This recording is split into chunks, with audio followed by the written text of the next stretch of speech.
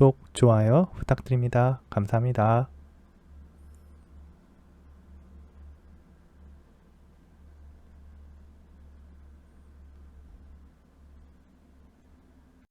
안녕하세요. 반갑습니다. 오늘은 .NET MAUI에서 바인딩 커맨드에 대해서 알아볼게요. 그러니까 커맨드를 바인딩 시킬 수 있는 방법인데, 일반적으로 우리가 속성 변경에 대한 이벤트 핸들러들이 있어요. onChanged 어쩌고저쩌고 뭐 이런 식으로 되는데, 이런 것들이 대부분 비하인드 코드 쪽으로 들어가서 구현이 되게 되기 때문에 아주 강하게 결합된 형태가 되버려요. 뭐하고요? 제머라고 비하인드 코드가 강하게 결합이 되니까 제머의 변경에 의해서 비하인드 코드도 항상 변경이 돼야 되고요. 비하인드 코드에 손을 대게 되면 제멀도 항상 수정해야 되는 형태가 됩니다. 네, 어떨 경우에는 모델 쪽 데이터하고 연결이 직접 돼서요. 뷰의 변경이 모델에 영향을 주기도 합니다. 이런 식으로 구현이 되면 우리가 유지보수할 때 상당히 힘들게 되겠죠. 그래서 그러한 결합도를 줄이는 형태, 의존성을 줄이기 위해서 커맨드라는 패턴을 이용하기도 합니다. 여기에서는 그래서 우리가 말하는 커맨드 디자인 패턴하고는 조금 달라요. MVVM에서 말하는 커맨드 패턴을 이야기합니다. 그래서 이럴 경우에 이제 커맨드 인터페이스를 이용하는데, 버튼과 뷰 모델 간의 데이터 바인딩을 허용하기 위해 버튼은 두 가지 속성을 정의하고 있습니다. 하나는 커맨드고요, 다른 하나는 커맨드 파라미터예요. 이름에서 알 수 있지만 뷰에 특정 커맨드가 발생했을 때 전달하는 게 이 커맨드고요. 커맨드에 필요한 파라미터들을 전달하기 위해서 커맨드 파라미터가 있습니다. 이렇게 하게 되면 뷰 모델과 연결되어서 좀 더 느슨한 결합 상태가 되고요. 이를 통해 의존성을 줄일 수 있습니다. iCommand 인터페이스는 두 가지 메서드와 하나의 이벤트로 구성이 되어 있어요. 두 가지 커맨드는 execute와 can execute라는 거고요. 이벤트는요, can execute changed라고 정의가 되어 있어요. 그래서 can execute 같은 불을 리턴하는 메소드는 해당 버튼이나 컨트롤에 enable, disable과 직접적으로 연결이 되고요. execute는 커맨드가 연결되어서 실행될 때 실제 커맨드가 트리거되면 그 커맨드의 트리거에 해당하는 어떠한 동작을 하도록 뷰 모델과 연결된다고 생각하시면 됩니다. 그래서 제멀에서는 버튼의 커맨드 프로퍼티에 바인딩 무슨 커맨드 형태로 처리하게 되어 있어요. 자, 이거 코드로 간단하게 한번 알아보겠습니다. 자, 그래서 제가 미리 데이터들을 만들어 놨고요. 이 코드들이 그렇게 중요한 건 아니고요. 커맨드가 어떻게 연결되는지가 중요한 거니까요. 그 부분을 위주로 보도록 할게요. 자, 내역들은 뭐냐면 new 버튼, entry form, 그리고 submit과 cancel 버튼이 있어요. 그래서 new 버튼 같은 경우에는 new라고 하는 버튼을 누르면 그때 에디팅 창이 활성화가 되면서 에디팅을 할 수 있어요. 여기 보시면 name을 넣을 수 있고요, age도 추가하고 skills도 넣을 수 있는데, new 버튼을 클릭했을 때 이 아래쪽에 내역들이 cancel이 enable 된다든지 직접 넣을 수 있는 상태가 되고요. 저희가 이렇게 넣게 되고 나서 스킬 아무거나 넣고 서브밋 하면 아래쪽에 들어가고 다시 new가 활성화되는 이런 형태의 enable, disable 활성화와 서브밋 되는 내역들이 가능하다는 걸 보여줄 수 있어요. 그리고 여기에서 또 new를 안 누르면 안 되죠. new를 눌러주고, 자, 플러스해서 years old 스킬도 넣고요.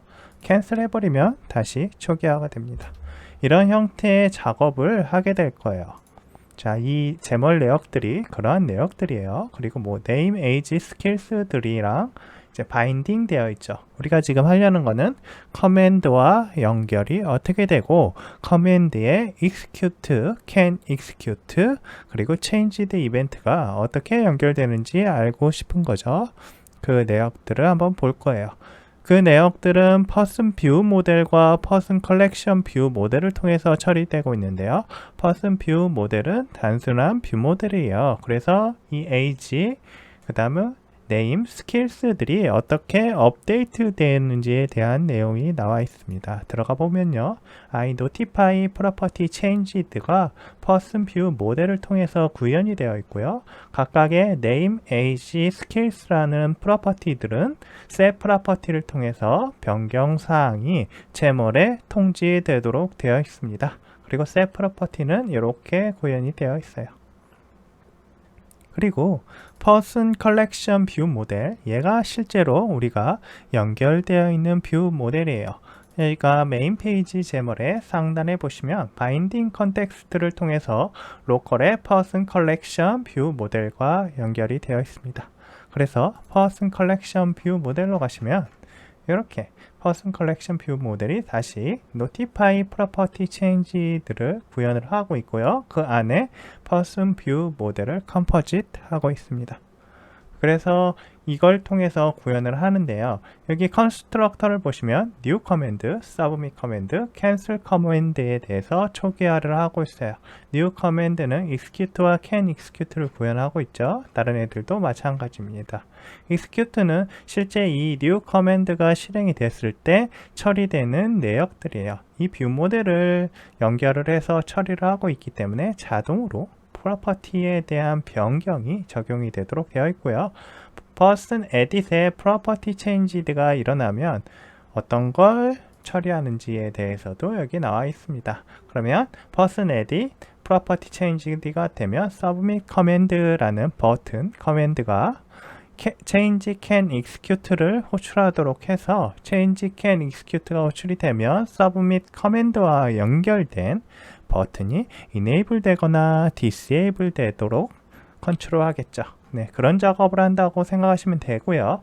그 다음에 person edit은 자동으로 person view 모델의 인스턴스를 생성을 해서 거기에서 뭔가 작업을 처리하도록 하고 있습니다. 그래서 화면이 뭐 렌더링이 새 걸로 되거나 뭐 리프레시 되거나 그런 작업을 하겠죠. 그 다음에 is editing이 되어 있으면 뭐 true고 아니면 false 형태가 될 거예요. new command면 지금 editing이 되고 있다는 얘기고 submit command가 되면 is editing은 이미 false, 그러니까 에디팅이 끝났다는 의미니까 이렇게 해주는 거고요. person edit을 초기화해 줍니다. 자, 이 내역은 그렇게 중요하지 않고요. is editing 값의 반대 값을 return해서 enable이 되거나 disable이 되도록 처리해 주고 있고요. cancel command는 그대로 is editing을 return 해주고 있어요. 그리고 submit command는 person edit이 널이 아니거나 name이 널이 아니거나 name.length가 1보다 크거나 age가 0보다 크면 이 submit command가 enable 되도록 합니다. 즉 무슨 얘기냐면 name과 name length가 1보다 커야 되고 person edit은 널이면 안 되고 age가 0보다 커야만 enable이 가능하도록 돼서 submit을 할 수 있다는 겁니다. 그런 걸 지금 구현을 해놨어요. 나머지는 그렇게 중요하지 않아요. 그러면 이렇게 구현해 놓고 제몰에서 연결을 해야 되는데 제가 지금 연결을 안 해놓고 다 빼놨어요. 메인 페이지에 보시면 자, new 버튼에 커맨드를 빼놔서 여기에서 커맨드를 연결해 볼게요. 커맨드를 넣고요. 똑같이 바인딩이고요. new 커맨드에서 new 커맨드하고 연결해 놓을 겁니다. 그리고 아래쪽에 submit 쪽도 버튼이 없죠. 자, submit 버튼에 커맨드 해서 얘도 마찬가지로 바인딩 submit 커맨드일 거고요. 얘는 cancel이니까 커맨드 바인딩 cancel 커맨드 이렇게 연결이 될 겁니다. 자, 그러면 지금 작업이 다 됐어요. 이것들을 실행을 해보면 여기에서 만든 이런 형태의 작업을 할 수 있는 겁니다. 네. 자, 서브밋을 하시면 들어가고요.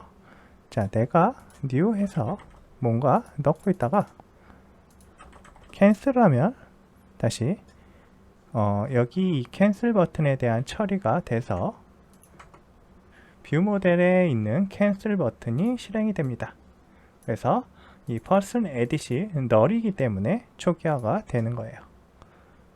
여기에서 다시 new라고 넣고 플러스를 누르지 않은 상태면 submit은 그대로 있겠죠. 그 이유는 우리가 can execute에서 name과 name length 그리고 age를 체크하고 있기 때문이에요.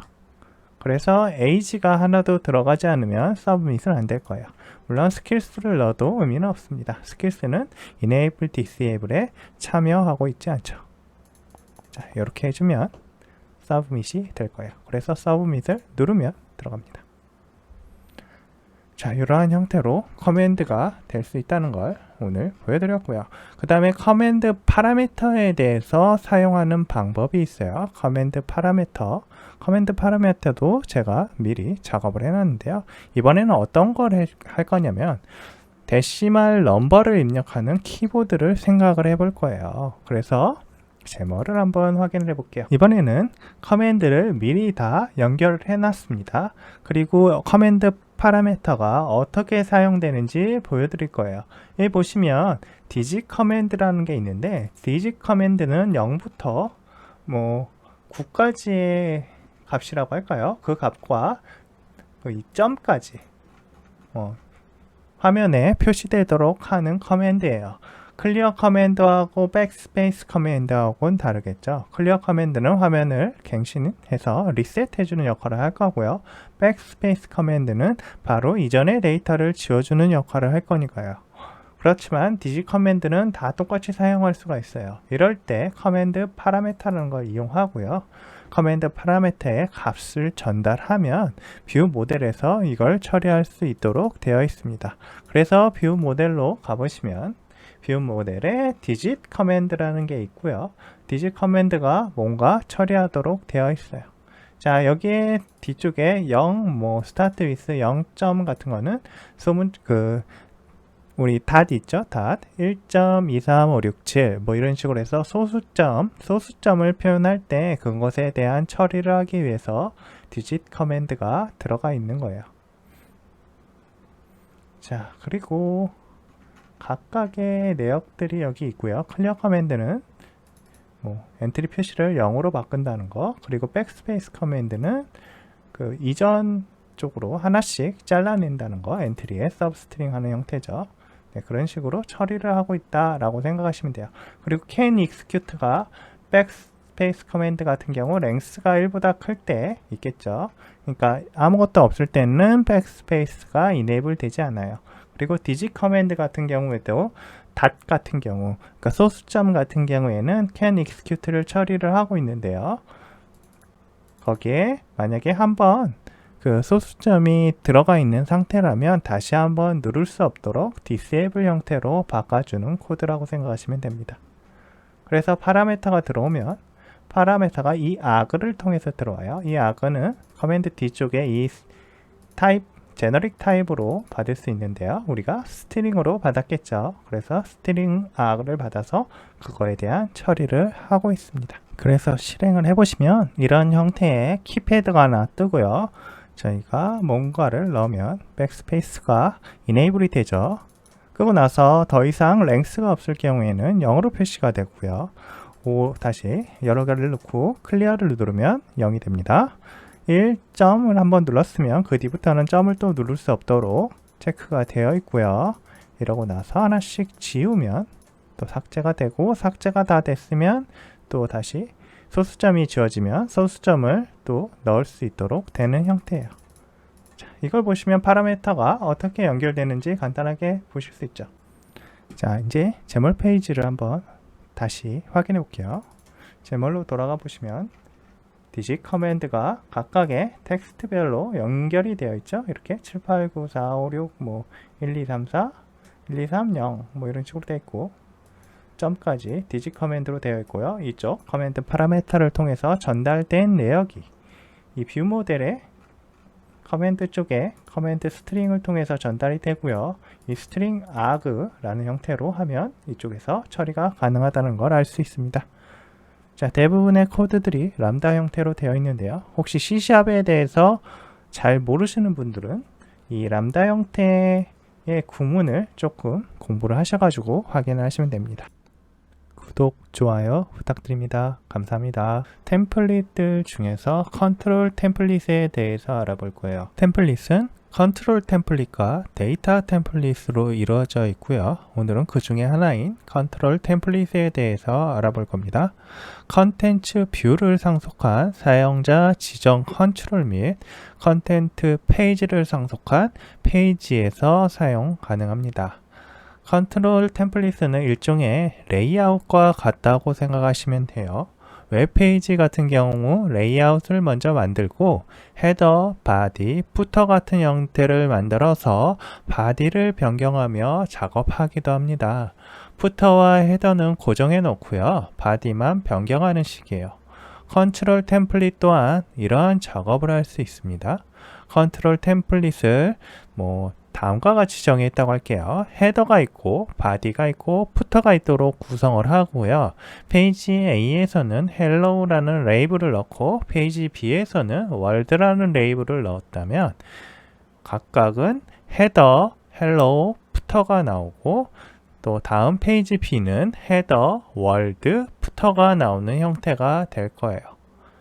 헬로우와 월드 같은 것은 컨텐츠고요. 컨텐츠는 또 컨텐트 프레젠터를 통해서 대체를 할 수도 있습니다. APP-XAML에 이 컨트롤 템플릿을 정의했다고 해볼게요. 컨트롤 템플릿을 제가 미리 만들어 놨고요. 여기 보시면 키값이 푸터, 헤더, 컨트롤 템플릿인 컨트롤 템플릿을 만들었어요. 컨트롤 템플릿은 스택 레이아웃 안에 레이블과 컨텐트 프레젠터 레이블로 구성이 되어 있습니다. 이 컨텐트 프레젠터가 우리가 외부에서 만든 페이지의 내역이 들어가는 곳이에요. 그래서 만약에 스택 레이아웃 레이블 어쩌고저쩌고를 페이지에서 만들었다면 그 페이지가 이 컨텐트 프레젠터로 대체가 될 겁니다. 바인딩 컨텍스트라 그래서 바인딩 소스를 릴레이티브 소스 템플릿 페어런트라고 하면 상위라고 하긴 그렇고 얘를 호출해서 적용하는 쪽에서 이 바인딩을 처리할 수 있도록 하는 겁니다. 그래서 상위 컨트롤에서 어떤 내역을 입력하면 그게 여기에 바인딩 컨텍스트가 되도록 되는 거예요. 우리가 그래서 메인 페이지에 가보시면 컨트롤 템플릿을 컨텐트 페이지에 연결을 했어요. 그래서 푸터, 헤더, 컨트롤 템플릿을 연결을 했고요. 스택 레이아웃에 레이블 텍스트는 헬로고 텍스트 컬러는 레드고 폰트 사이즈는 24인 걸 넣게 되면 이 APP 저희가 제멀에서 정의한 이쪽 헤더와 푸터 사이의 컨텐츠 프레젠터가 아까 메인 페이지에 이 스택 레이아웃 레이블의 내역이 들어가게 됩니다. 그래서 실행을 해보시면 이런 형태가 되는 거예요. 헤더, 헬로우, 푸터. 자, 컨트롤 템플릿에 대해서 아주 간단히 봤고요. 이제 이 컨트롤 템플릿을 사용자 지정 컨트롤을 통해서도 적용해 볼 수가 있습니다. 마이 버튼 컨트롤이라는 걸 만들었는데요. 마이 버튼 컨트롤은 컨텐츠 뷰를 상속한 사용자 지정 컨트롤이에요. 그 내역은 보더와 스택 레이아웃으로 구성되어 있고요. 이 보더의 바인딩 컨텍스트는 this로 되어 있죠. this는 컨텐츠 뷰일 거고요. 바인딩 컨텍스트를 그렇게 만들어 놓고 백그라운드 컬러는 백그라운드 컬러랑 백그라운드 컬러는 상위에서 지정한 백그라운드로 처리를 하고요. 스트로크도 상위에서 지정한 스트로크 얘를 호출한 쪽에서 얘기하는 거예요. 스트로크 스틱니스도 호출한 쪽에서 지정할 수 있도록 해놓을 수 있어요. 이것들은 바인더블 프로퍼티라 그래서 우리가 마이 버튼 컨트롤의 비하인드 쪽에서 처리를 했어요. 확인해 보시면 바인더블 프로퍼티를 저희가 정의를 했죠. 그래서 그것들이 뭐와 연결이 되도록 지정을 해놨습니다. 다들 마이 버튼 컨트롤의 타입은 스트링이고 이름은 버튼 타이틀이라는 아이와 연결이 되도록 할 거다 해서 여기에 다 들어가 있어요. 그 내역들이 스트로크, 스트로크 틱니스, 그리고 보더 컬러, 버튼부터 다 여기에 있죠. 네, 이런 내역들이 연결이 될 거예요. 그래서 상위에서 얘를 호출하는 쪽에서 이것들을 지정을 하게 될 겁니다. 그거의 지정은 메인 페이지 .제멀에 보시면 처리를 할 수 있도록 할 거예요. 자, 저희는 사용자 지정된 컨트롤을 가져오도록 할 건데요. 스택 레이아웃 안쪽에 이렇게 지정을 해줄 겁니다. 자, 마이 버튼 컨트롤은 로컬 밑에 있어요. 그래서 스트로크 띵니스, 버튼 타이틀, 버튼 푸터, 버튼 컨텐트 다 지정을 했고요. 컨트롤 템플릿은 우리가 푸터 헤더 컨트롤 템플릿을 사용하겠다라고 하시면 돼요. 이때 컨트롤 템플릿은 삭제를 해주시고요. 컨텐트 페이지가 아닌 지정 컨트롤에다가 컨트롤 템플릿을 넣을 겁니다. 그래서 실행을 한번 해볼게요. 헤더 푸터 안에 버튼이랑 컨텐츠가 들어가 있어요. 그리고 이 버튼은 제가 보더를 만들어 놨고요. 보더는 우리가 어떤 식으로 구현이 되어 있냐면 제멀에 확인을 해보시면 보더의 스트로크 쉐이프가 라운드 렉탱글 40, 00, 40으로 되어 있잖아요. 그래서 레프트와 라이트 쪽이 40, 40에 라운드 렉탱글을 준 거예요. 그래서 여기에 라운드 렉탱글이 된 겁니다. 이게 빠지면 그냥 사각형이 될 거예요. 메인 페이지로 이동을 해 보겠습니다. 메인 페이지에 보시면 스트로크하고 띵니스 다 지정을 했죠. 그리고 버튼 푸터와 버튼 컨텐츠로 값들을 다 지정 컨트롤과 연결을 했고요. 우리가 app 제멀에 지정했던 요 템플릿 페어런트로 되어 있는 컨트롤 템플릿이 적용이 된 걸 확인했어요. 그런데 어떤 경우가 있을 수 있냐면요. 저희가 다시 원래 페이지로 이동을 해 보겠습니다. 메인 페이지로요. 이 버튼 푸터와 버튼 컨텐트를 뷰 모델 형태로 만들어서 뷰 모델의 변경을 할 수도 있습니다. 그래서 특정 버튼을 클릭했을 때 저 내역들, 버튼 푸터와 버튼 컨텐츠가 런타임에 다이나믹하게 변경되도록 할 수 있어요. 그래서 그런 작업도 한번 해보겠습니다. 자, 버튼 컨트롤을 하나 더 만들어서요. 푸터와 컨텐츠와 연결을 하도록 할 텐데요. 이 푸터와 컨텐츠는 뷰 모델로 되어 있고요. 그 뷰 모델은 마이 버튼 컨텐트 체인지 뷰 모델이라고 되어 있는 애와 연결이 될 거예요. 이걸 더블 클릭해 볼게요. 그 안쪽에 들어가 보시면 럼타임 체인지 컨텐트 커맨드라는 걸 만들어서 저희가 버튼을 통해서 얘를 컨트롤 하도록 할 거고요. 그때 컨텐트와 푸터가 변경이 되도록 할 건데요. 그때는 데이트타임 now를 가지고 현재 컨텐츠가 언제 변경됐다는 걸 보여줄 거예요. 그리고 각각의 프로퍼티들은 프로퍼티 체인지들을 통해서 제멀에다가 리렌더링 하도록 요청을 해서 다시 그리도록 할 거예요. 그러면 내역들이 업데이트가 되겠죠. 그리고 커맨드를 하나 만들어서 커맨드를 런타임 체인지 컨텐트 커맨드라고 할 거고요. 버튼과 연결을 할 겁니다. 다시 메인 페이지로 가보겠습니다. 메인 페이지에서 버튼을 하나 만들어서 연결을 할 거예요. 그리고 그 버튼은 변경하자라고 텍스트를 주고요. 바인딩은 런타임 체인지 컨텐트 커맨드와 바인딩을 할 겁니다. 상단으로 가셔서 이제 뷰 모델을 연결을 해줘야겠죠.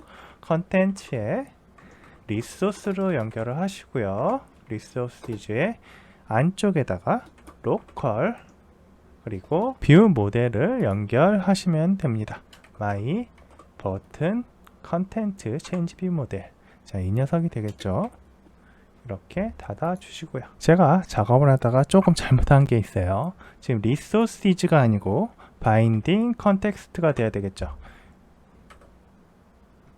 자, 그리고 다시 컴파일 해보도록 하겠습니다. 연결을 하시면 다시 화면이 뜰 거고요. 그리고 init 버튼, init 컨텐츠, 마이 버튼, init 푸터가 표시가 되어 있죠. 자, init 컨텐츠하고 init 푸터가 변경이 될 거예요. 누르시면 이렇게 계속 변경이 되는 걸 확인할 수 있습니다.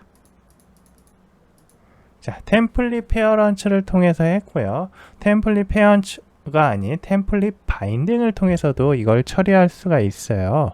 저희가 템플릿 바인딩을 가지고 처리할 때는 어떻게 하는지 한번 보여드리겠습니다. 자, 우리가 app-gemer에 보시면 기존의 컨트롤 템플릿을 만들어 놓은 게 있는데요. 바인딩 컨텍스트를 통해서 템플릿 페어런트로 지정을 했어요.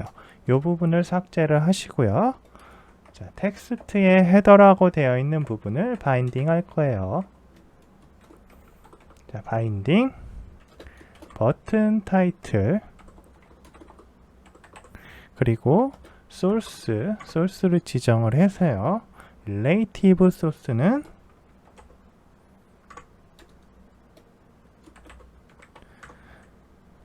템플릿 페어런트라고 하겠습니다. 이런 식으로 지정을 하고요.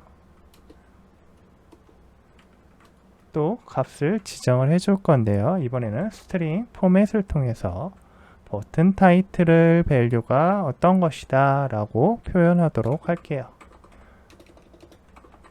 버튼 타이틀 value is 어떤 값이다 이렇게 지정을 해줄 거예요. 자, 이런 식으로 지정을 해서 처리를 하도록 할 거고요.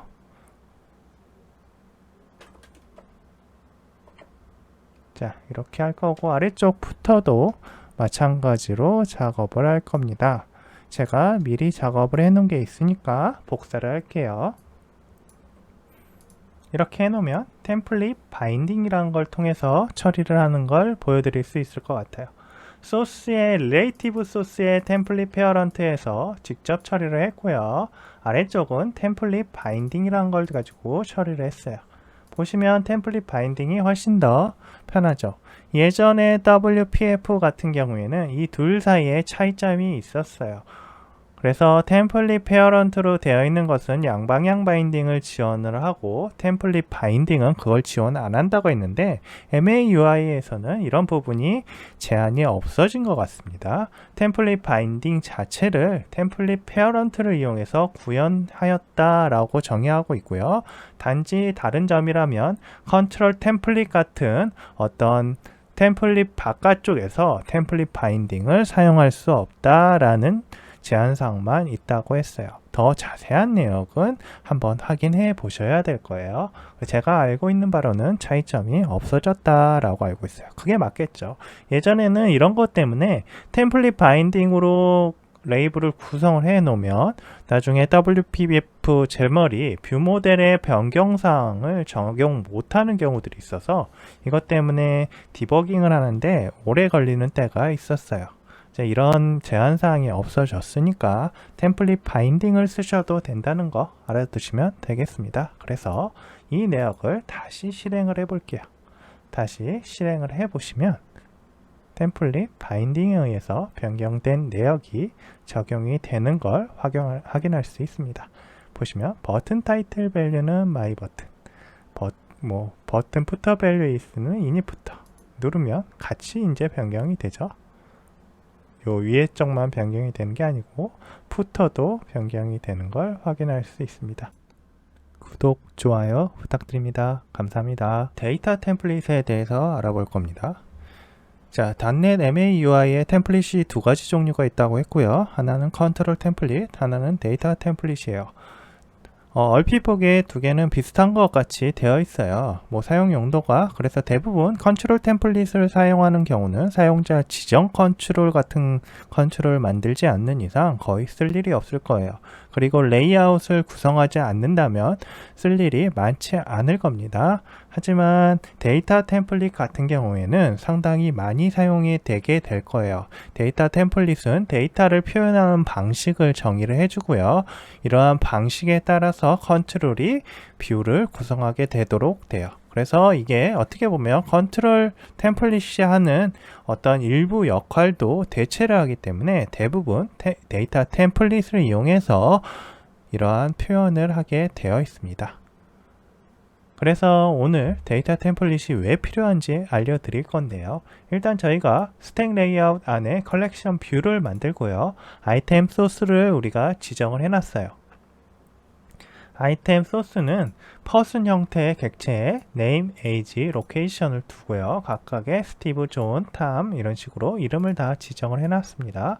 그리고 이걸 간단하게 그냥 컬렉션 뷰에다 찍고 있는 거예요. 컬렉션 뷰에 찍으면 내역이 어떻게 나오는지 우리는 지금 생각하기에 스티브, 존, 탐, 루카스 뭐 이런 식의 에이지도 다 나왔으면 좋겠다 라고 생각하는데요. 실제 실행을 해보시면요. 이게 표현이 어떻게 되냐면요. 여기에 나올 거예요. person이라는 객체의 타입이 찍혀버려요. 그래서 MAUI 앱 테스트.person만 하나, 둘, 셋, 넷, 다섯, 여섯 개가 찍히는 겁니다. 그러면 이런 오브젝트를 풀어서 표현을 해주고 싶을 때 어떻게 하면 될까요? 일단 데이터 템플릿을 사용하지 않고 처리한다고 할 때는 person 객체로 가서요. person의 toString을 정해주면 됩니다. person의 toString에 대해서 오버라이드해서 자 이런 식으로 name을 넣어주시면 돼요. 그리고 리빌드 해볼게요. 리빌드 하면 아까 우리가 만들었던 내역이 어떻게 변경이 되는지 알 수 있습니다. 자, 네임이 찍힐 거예요. 보시면 스티브, 존, 탐, 루카스, 트랙, 제인 이런 식으로 표현이 되죠. 네, 이런 식으로 표현이 되긴 하는데 우리가 그럴 때마다 퍼슨 객체를 변경을 해서 UI를 변경을 한다면 우리는 이 퍼슨 모델과 지금 UI가 뷰 자체가 아주 강하게 결합이 되는 형태가 됩니다. 이제 데이터 템플릿을 만들어서 처리를 해보겠습니다. 일단 인라인 데이터 템플릿이라는 게 있어요. 이럴 때는 컬렉션 뷰의 아이템 템플릿 영역에다가 데이터 템플릿을 직접 넣는 형태예요. 데이터 템플릿은 그리드 레이블에서 name, age, location을 지정하도록 되어 있죠. 자, 여기 닫아 주시고요. 그리고 나서 해당하는 내역을 실행을 해보시면 다음과 같이 표현이 돼요. 스티브, 나이, 그리고 국가가 표현이 되죠. 자동으로 name, age, location을 직접 연결을 했으니까요. 그리고 이렇게 안 하고 리소스를 통해서도 처리가 가능합니다. 그래서 이 내역을 리소스로 올릴 수도 있어요. 그래서 제가 그 내역도 한번 처리를 해보겠습니다. 상위에다가 리소스를 이렇게 지정을 해주시고요. 아래쪽에 아이템 템플릿은 삭제를 할게요. 이렇게 되었을 때는 컬렉션 뷰 쪽에다가 아이템 템플릿을 통해서 데이터 템플릿을 연결을 해줘야 됩니다. 그래서 스태틱 리소스를 통해서 연결을 해줄 거고요. person 템플릿이라고 키 값을 넣어주시면 돼요. 그리고 다시 실행을 해보시면 멈췄다가 실행을 해보시면 다시 될 겁니다.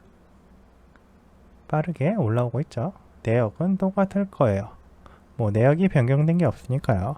이런 식으로도 가능하고 사용자 지정 컨트롤을 통해서 데이터 템플릿을 직접 지정할 수도 있어요. 그래서 이번에는 person view라는 걸 가지고 처리를 해볼 건데요. person view는 제가 미리 만들어 놨고 내역은 이렇게 컨텐츠 뷰를 상속을 했어요. 그리고 이번에는 패딩을 줬고요. 바인딩, name, age, location은 똑같이 레이블에 넣었습니다.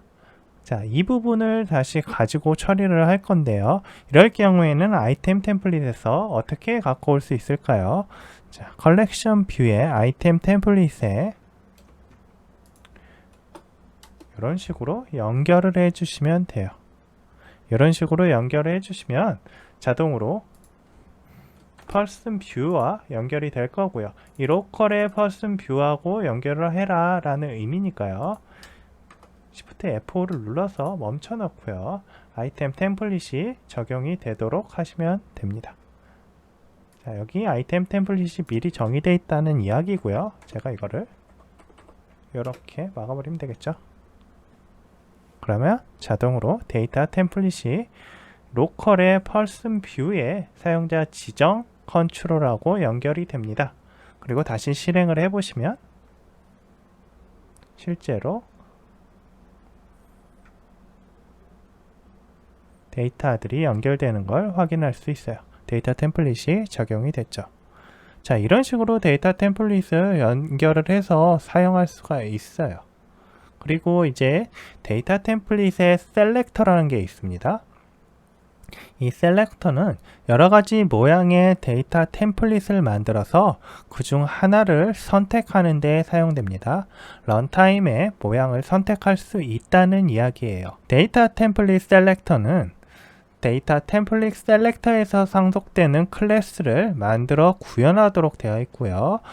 메서드를 onSelect 템플릿에서 재정의하여 특정 데이터 템플릿을 반환하도록 합니다.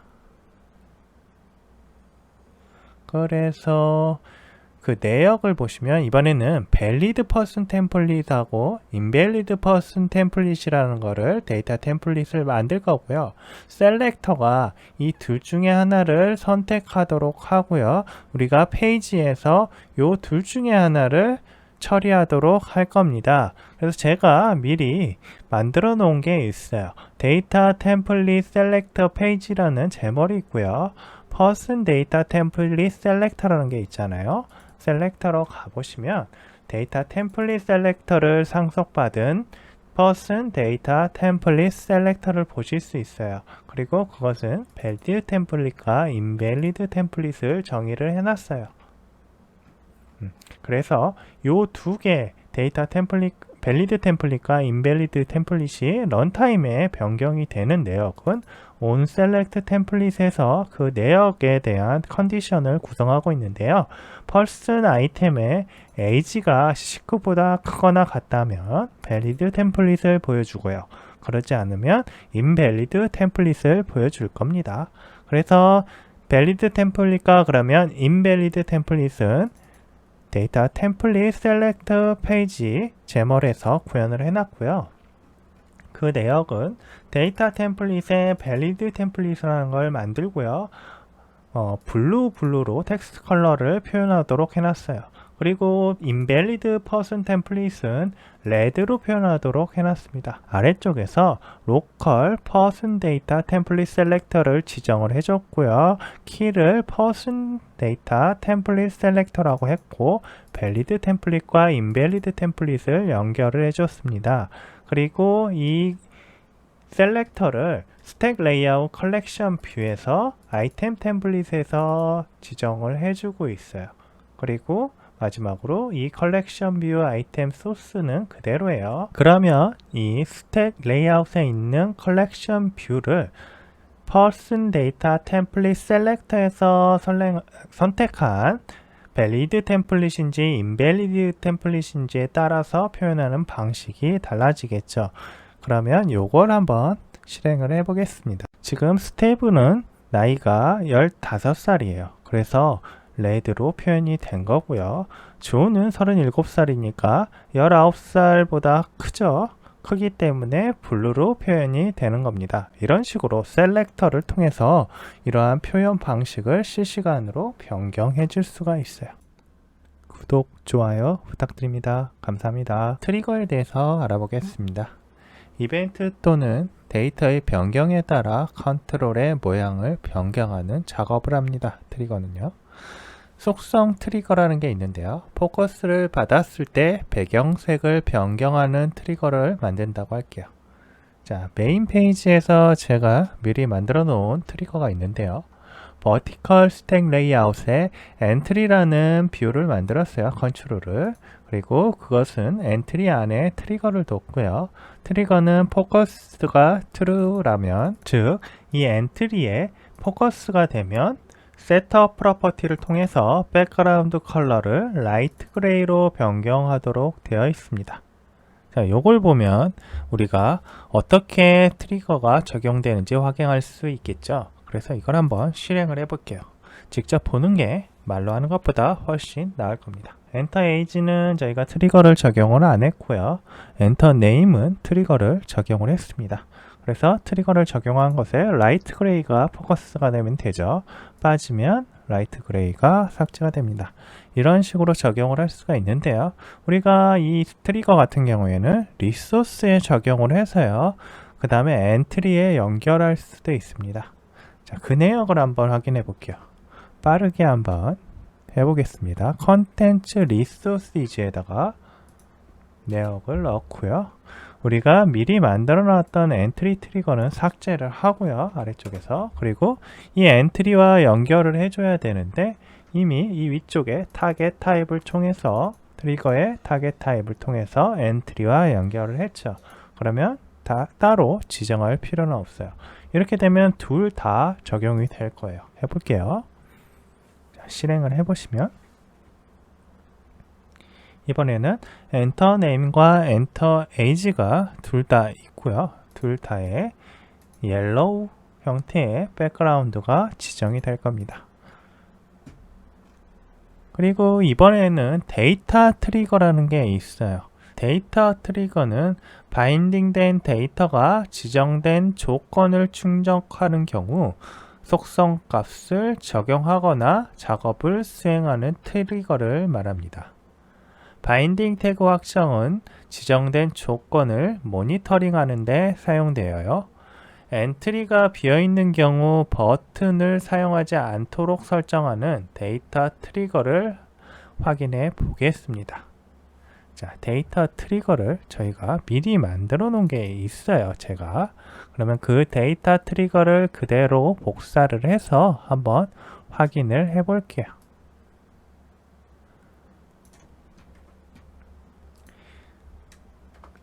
자, 페이지를 간단하게 변경을 좀 해보겠습니다.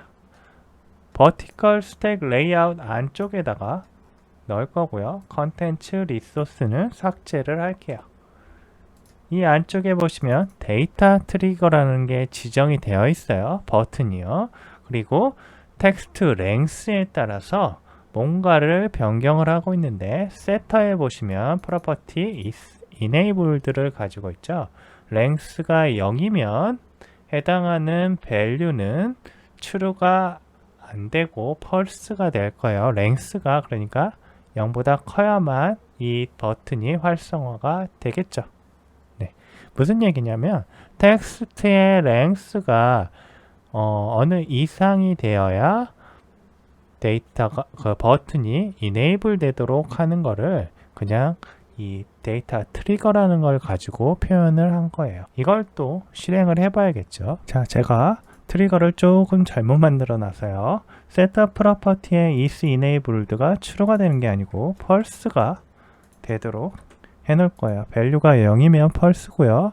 그 이외에는 원래 값을 표시를 하겠죠. 그러면 버튼 같은 경우에는 원래 초기 값이 enable이니까요. 실행을 해보시면요. 자, 실행을 해보시면 엔터 텍스트에 아무것도 없을 때 버튼이 disable 되어 있고요. 저희가 어떤 값을 입력을 하면 랭스가 0보다 커지기 때문에 enable 형태가 되도록 됩니다. 자, 이런 식으로 데이터 트리거를 활용할 수가 있어요. 그리고 이벤트 트리거라는 것도 있습니다. 이벤트 트리거도 마찬가지로 처리하는 방식이 있는데요. 이벤트 트리거는 특정한 이벤트가 발생하면 어떠한 트리거 액션을 처리하도록 할 수가 있어요. 이번과 같은 경우에는 트리거의 특정 액션을 만들어서요. 구현해야 돼요. 자, 이벤트 트리거에 대해서 간단하게 설명을 드리면 이벤트에 대한 응답으로 일련의 작업을 적용하는 트리거를 나타내고요. 일반적인 트리거와 달리 이벤트 트리거에는 상태 종료 개념이 없어서 이벤트를 발생시킨 조건이 더 이상 true가 아닌 경우 작업이 실행 취소되지는 않습니다. 이벤트 트리거는 이벤트 속성만 설정하면 되고요. 트리거 작업 구현은 몇 가지를 수행을 해야 돼요. 트리거가 적용될 컨트롤의 타입을 사용하여 일반, 제너릭 트리거 액션 T 클래스를 구현을 해야 됩니다. 상속을 해서요. 그리고 비주얼 엘리먼트와 같은 클래스를 사용하여 다양한 컨트롤과 함께 작동하는 트리거 작업을 작성하거나 엔트리와 같은 컨트롤 유형을 지정할 수 있습니다. 인보크 메소드를 재정의해 가지고요. 이 메소드가 트리거 이벤트가 발생될 때마다 호출되도록 합니다. 트리거가 선언될 때 제멀에서 설정할 수 있는 속성을 선택적으로 노출합니다. 자, 그래서 지금 같은 경우 이벤트 트리거를 위해서 이벤트 트리거 속성을 지정을 해주고요. 뭐 트리거 액션을 제너릭 트리거 액션으로부터 구현하면 그걸 이용할 수 있어요. 제가 이 작업을 한번 해보겠습니다. 자, 버티컬 스택 레이아웃 안에 엔트리를 줬고요. 엔트리에 트리거를 주세요. 이벤트 트리거를 적용을 했습니다. 텍스트가 체인지드 되면 어떤 이벤트 트리거를 하냐면 Numeric Validation 트리거 액션을 처리하도록 해놨어요. 비하인드 코드에 Numeric Validation 트리거 액션 클래스를 만들어 놨고요. 거기 보시면 invoke를 재정의를 했고 엔트리라는 걸 받도록 해놨죠. 이 제멀에서 엔트리를 처리하도록 해놨으니까 여기도 마찬가지로 엔트리를 넣어준 거예요. 그리고 엔트리는 더블 값이 만약에 텍스트에 들어가 있으면 try pass에서 더블이 되면 블루 아니면 레드를 처리하도록 했어요. 그래서 텍스트 컬러가 변경이 될 겁니다. 이걸 실행을 해보시면 자 1, 2, 3, 4 넣어보시면 지금 푸른색으로 표현이 된 거고요. 이게 만약에 D 같은 거 문자열을 넣으면 빨간색으로 변경이 되는 거예요. 지금 빨간색으로 변경이 됐어요. 이런 식으로 변경이 되는 형태의 액션을 처리하게 되는 거예요.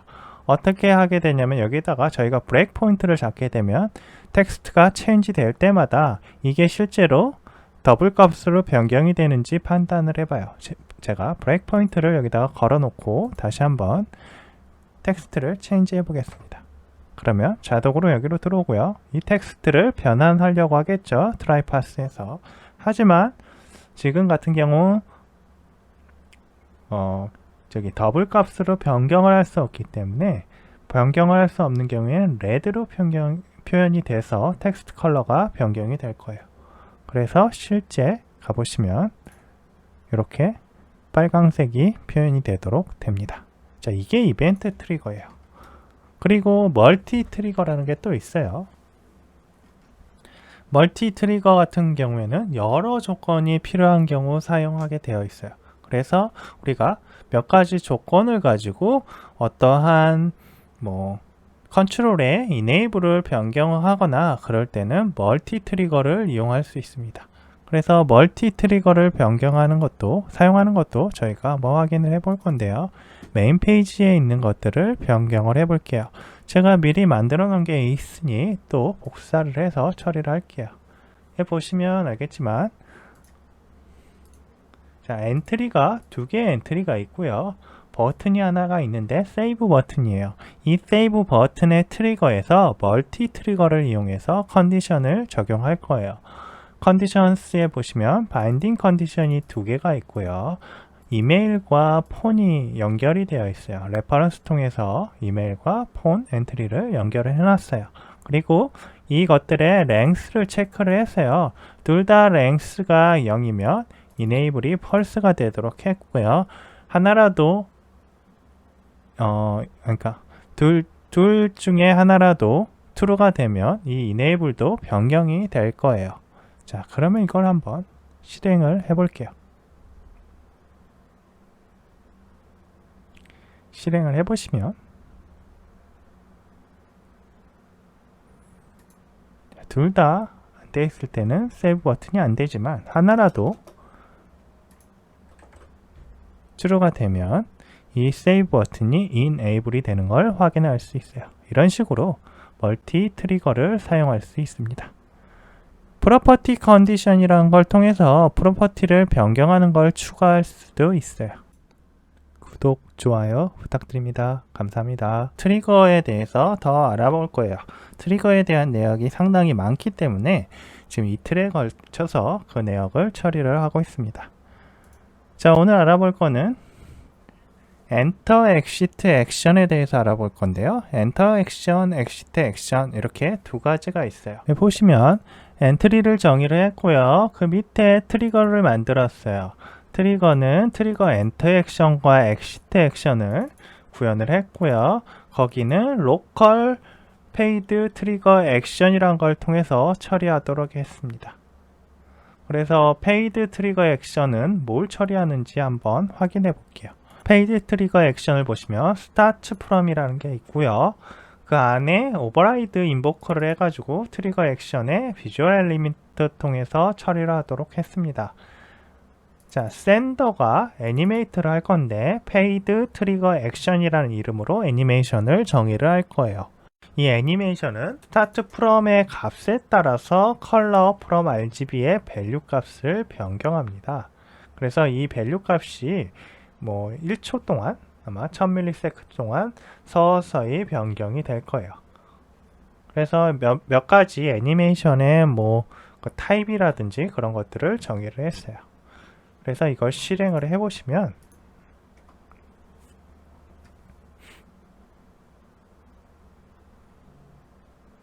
자, 엔터 잡 타이틀에 포커스가 갈 때 자, 애니메이션이 지금 1초 동안 적용이 됐죠. 적용이 되면서 from RGB의 변경이 일어났고요. 여기에서 포커스가 사라졌을 때 또 값이 변경이 됩니다. 자, 이런 식의 작업을 할 수 있도록 Enter Exit Action이라는 트리거를 적용할 수가 있어요. 여기에서 Enter Action, Exit Action을 적용해서 이 포커스의 변경을 처리할 수 있다는 이야기예요. 네. 그리고 또 어떤 게 있냐면 State 트리거가 있어요. 상태 트리거는 비주얼 스테이트가 적용되어야 하는 조건을 정의하는 특수화된 트리거 그룹이에요. 상태 트리거는 비주얼 스테이트의 스테이트 트리거스 컬렉션에 추가가 되고요. 이 컬렉션에는 단일 상태 트리거 또는 여러 상태 트리거가 포함될 수 있습니다. 컬렉션의 상태 트리거가 활성화되면 비주얼 스테이트가 적용됩니다. 그러면 이 스테이트 트리거를 사용하는 방법에 대해서 또 확인을 해 볼게요. 저희는 스테이트 트리거가 미리 만들어져 있고요. 스테이트 트리거 보시면 뭐 여러 가지가 있는데 컨텐트 페이지에 리소스를 가지고 처리하도록 했어요. 리소스 안에는 인버전 불리언 컨버터도 있고요. 타겟 타입이 그리드인 것들에서 뭔가 처리하도록 했어요. 비주얼 스테이트 그룹 리스트를 보시면 비주얼 스테이트 그룹이 있고 그 안에 비주얼 스테이트가 있어요. 비주얼 스테이트 안에서 스테이트 트리거를 적용을 할 수가 있습니다. 여기 보시면 스테이트 트리거에 is active라는 속성에다가 토글이라는 거를 바인딩을 해놨어요. 그러면 이 토글이라는 게 뭔가 변경이 되면 액티브가 변경이 되겠죠. 그리고 액티브의 변경은 onChecked state is active changed라는 체인지 이벤트를 발생하도록 하고요. 이거에 의해서 뭔가 변경이 될 거예요. 그러면 이것들에 대한 코드들은 어디에 있을까요? 비하인드 코드를 보시면 onChecked state is active changed 하고 onUnchecked state is active changed를 정의를 해놨고요. 거기에서 state 트리거를 받아가지고 그거의 active 값을 콘솔 창에 찍도록 해놨습니다. 그리고 인버전 불리언 컨버터도 여기서 정의를 해서요. 불리언이 true일 때는 펄스 값을, false일 때는 true 값을 전달하도록 해놨습니다. 그리고 다시 제몰 페이지로 가셔요.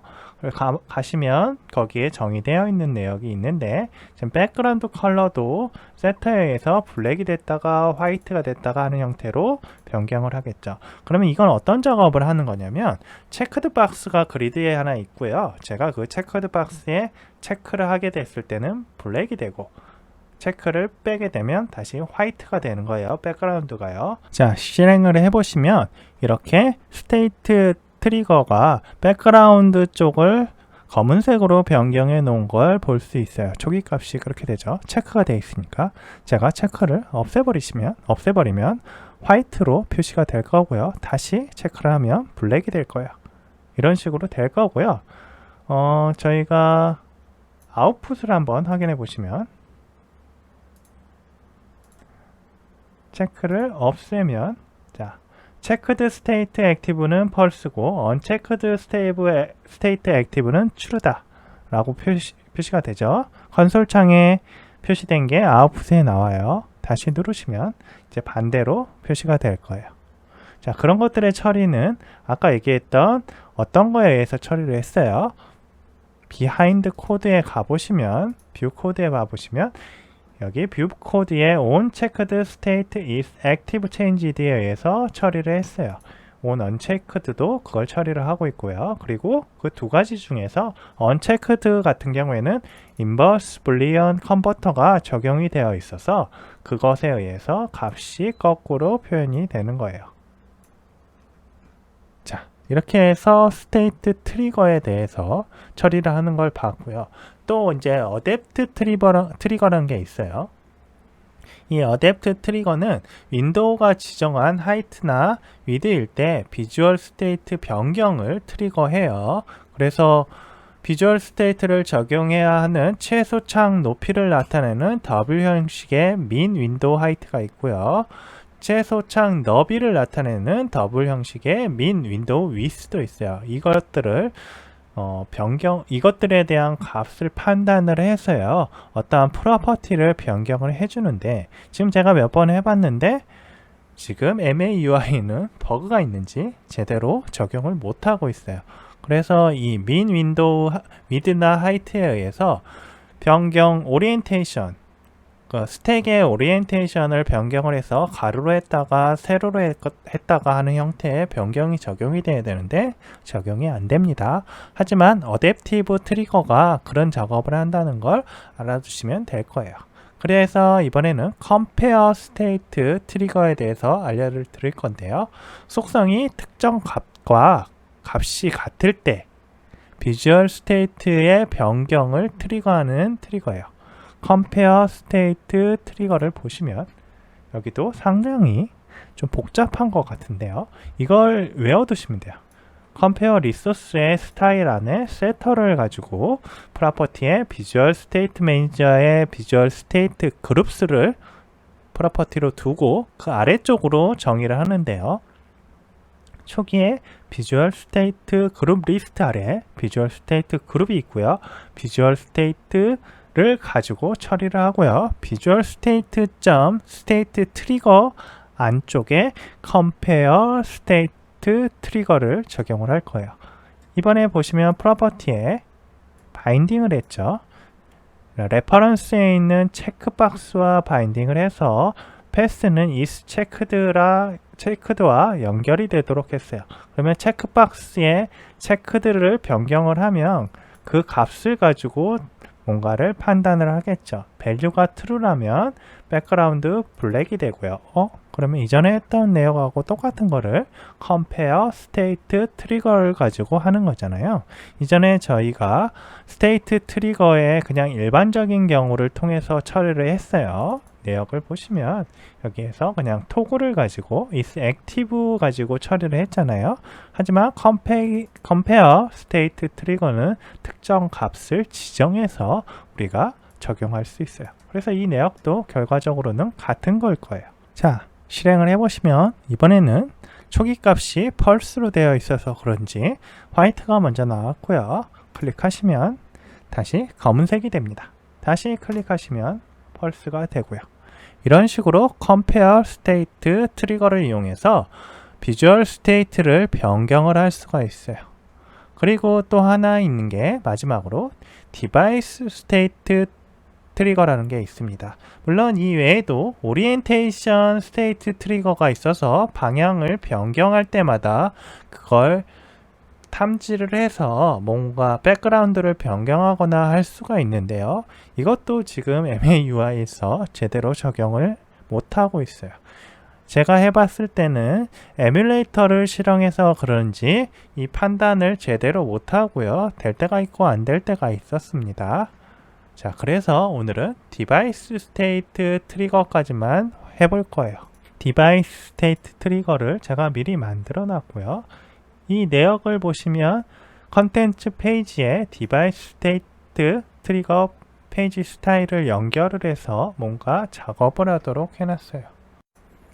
자, 그래서 디바이스 스테이트 트리거 페이지 스타일을 정의한 app.xml로 왔고요. 스타일에 보시면 정의를 해놨죠. 내역은 비주얼 스테이트 그룹을 똑같이 변경을 할 거고요.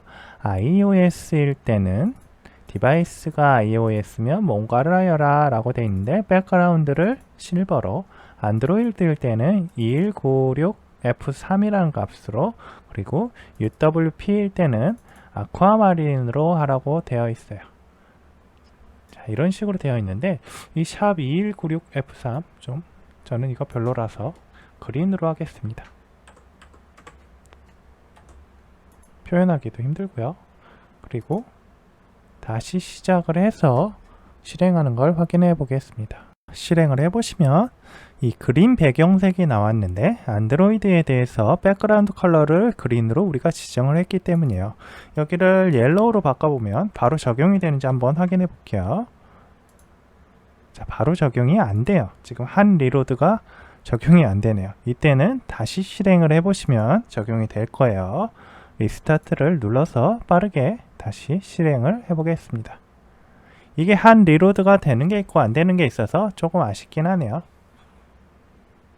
자, 옐로우 형태로 노란색으로 바로 표현이 됩니다.